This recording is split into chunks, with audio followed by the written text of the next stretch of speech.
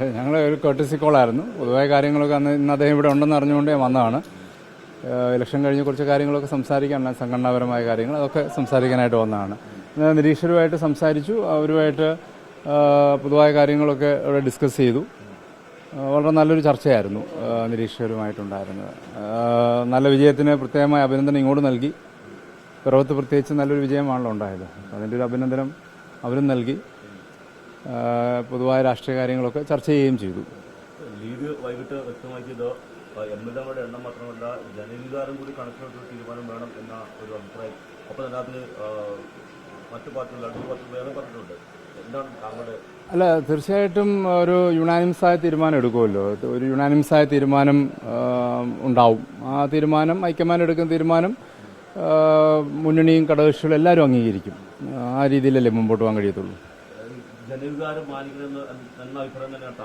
അല്ലാതെ പൊതുവായ എല്ലാ കാര്യങ്ങളും പരിഗണിച്ചായിരിക്കുമല്ലോ തീരുമാനങ്ങൾ എടുക്കുന്നത്. എപ്പോഴും അങ്ങനെയാണല്ലോ. അപ്പോൾ അത് ആ രീതിയിലേ അത് വരികയുള്ളൂ. ഹൈക്കമാൻഡ് എടുക്കുന്ന ഏത് തീരുമാനവും UDF അംഗീകരിക്കും. അതാണല്ലോ അതിൻ്റെ നടപടിക്രമം.